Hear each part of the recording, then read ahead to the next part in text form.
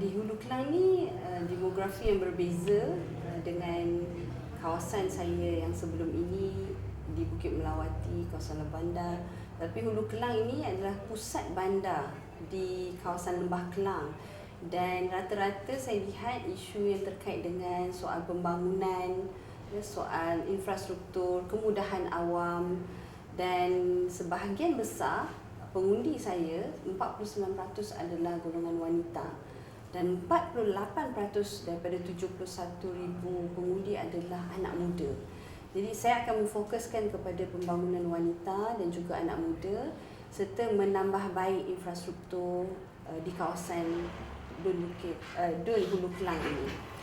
Salah satu isu ataupun aduan yang seringkali saya terima di mana-mana sahaja tempat saya turun apabila kempen dan turun padang adalah isu jalan raya di kawasan Keramat AU1 hingga AU5 ini, kerana dia terkait dengan projek D44 di bawah Kementerian Sumber Asli ataupun di bawah YB Nik Nazmi.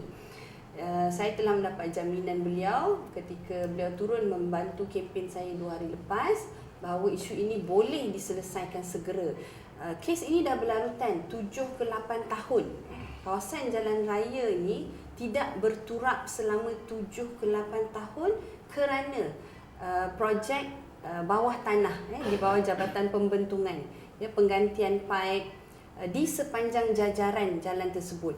Di Taman Melawati juga terlibat tetapi telah selesai ketika sebelum pilihan raya umum yang lalu. Tetapi di kawasan Keramat, dan kawasan Keramat ni adalah demografi Melayu. Jadi orang-orang Melayu di kawasan ini sangat kecewa, marah dan sering membawa aduan ini kepada saya ataupun pihak berkuasa tempatan.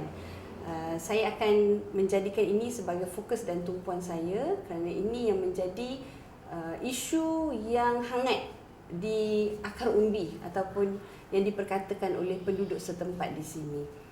Selain itu, soal pembangunan belia, kita akan beri tumpuan dan mengenal pasti lokasi-lokasi yang akan menjadi hub pembangunan belia tempatan.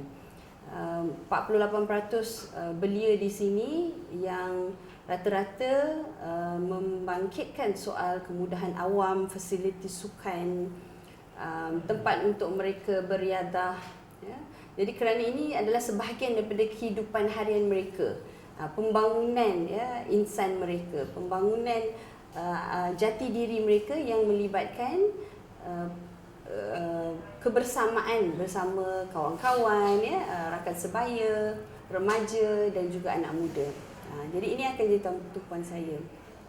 Juga soal wanita, sebab tu apabila Datuk Menteri Besar mengumumkan 5 tekad untuk 5 tahun itu, saya cukup gembira dan bersyukur kerana apa yang dirancangkan oleh pihak kerajaan negeri 5 tahun akan datang itu adalah selari dengan hasrat saya untuk membela kaum wanita di kawasan Hulu Kelang kelak. Bermakna apa? It is doable.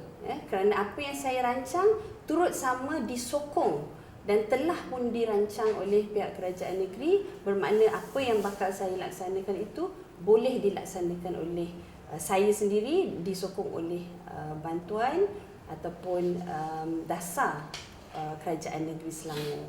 So antaranya seperti bantuan guaman ataupun nasihat guaman percuma untuk golongan wanita, ibu tunggal, berkenaan nafkah anak, berkenaan harta sepencarian, berkenaan perceraian yang terkait dengan undang-undang keluarga.